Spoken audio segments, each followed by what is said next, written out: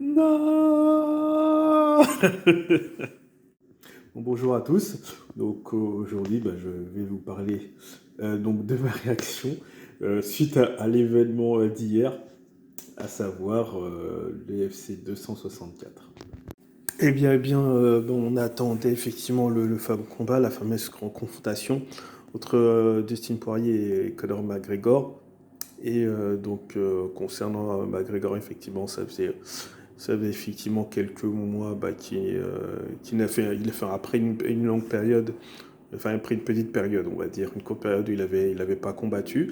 Effectivement, ces derniers combats, ils ont été en 2020, un combat contre Donald Cerrone, effectivement, il gagne en 40 secondes par KO, et puis le combat suivant.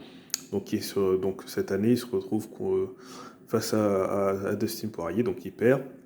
Et donc du coup, c'était effectivement une fameuse occasion, puisqu'effectivement on est sur la troisième confrontation cette nuit, parce que sur les deux derniers combats, effectivement, il y avait une victoire chacun, comme j'avais déjà évoqué dans ma précédente vidéo. Pour cet événement, effectivement, on s'attendait à beaucoup de choses, et surtout pour les deux. Et puis, sachant que au niveau de la confrontation, ça s'annonçait explosif de plus en plus depuis la conférence de presse jusqu'à la pesée. Du coup, sur ce fameux événement, on attendait vraiment quelque chose de spécial. Voilà, on disait qu'on pouvait se dire que Poirier effectivement était meilleur, mais que McGregor pouvait revenir, sachant qu'effectivement il a un sacré punch qui en a mis KO plus d'un. Place à cette troisième confrontation, donc on sent de suite une assurance un peu plus du côté de McGregor, mais on voit que de son côté également de Sid Poirier, des pas en reste. On sent effectivement que les deux combattants sont prêts à engager un combat qui va laisser des traces.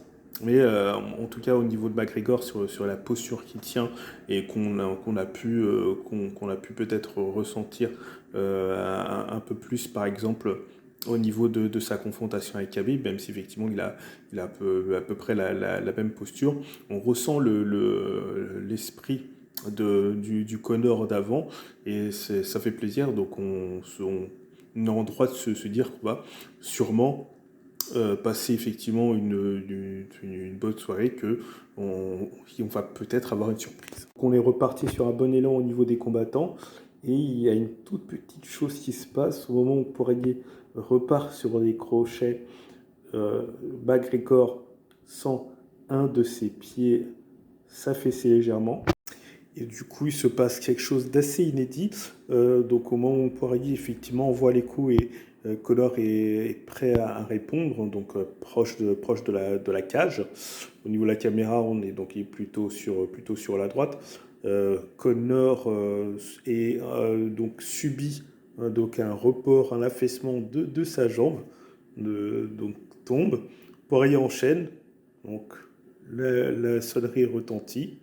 Bon, pour nous, on se dit qu'effectivement que c'est bon, que cette première reprise est finie. Mais il se passe quelque chose. Alors, en fait, la cheville de McGregor a tourné. Plus on voit la forme, on voit qu'elle est tellement mal en point qu'il ne peut pas se lever. L'arbitre est obligé d'arrêter le combat. Donc, défaite euh, obligée de Conor McGregor, et victoire annoncée de Steve Poirier. Bon, là, c'est vrai que je suis obligé de reconnaître que je suis un peu déçu. Bon, en plus, ça s'est pas très bien terminé entre les deux adversaires, donc on devine qu'ils ne vont pas prendre un café ensemble. Et donc, pour la suite des événements, c'est assez dur, effectivement, je dois dire. Ce qu'on avait vu, je m'attendais franchement à quelque chose de magique, hein. Peut-être un petit revirement, mais bon, c'est vrai qu'on avait, pareil, paraissait un petit peu plus logique que Dustin Poirier gagne. Au niveau de sa confrontation, il a montré ce qu'il fallait, il a montré qu'il en voulait. Au niveau de cette catégorie, qu'est-ce qu'on peut dire? Bon, pour l'instant, maintenant que Khabib est parti et effectivement il devient incontestable, la dernière marche sera contre effectivement Charles Oliveira. Effectivement, Poirier n'a pas démérité. Je pense qu'il est un peu meilleur que Chandler. Voilà, on verra pour la suite des événements, mais c'est vrai que pour ça, au niveau de Conor, on s'attendait au moins à un combat qui reste un petit peu euh, dans la mémoire, enfin, en tout cas qui s'inscrivent dans les honneurs. Et au final, ça, c'est pas vraiment ce à quoi on pouvait s'attendre. Bon, après, il y a fait une partie de malchance, mais bon, je pense que dans ce genre de choses, surtout sur ce qu'on a vu dans l'ensemble, ça, on va dire que ça devait quelque part sûrement arriver. Comme ça, au moins, quelque part, je me dis que la réputation de Connor comme ça n'est pas si ternie on ne pourra pas l'imaginer si ternie que ça. On pourra juste dire qu'il a pas eu trop de chance. Donc du coup un peu déçu et sur l'ensemble de l'événement.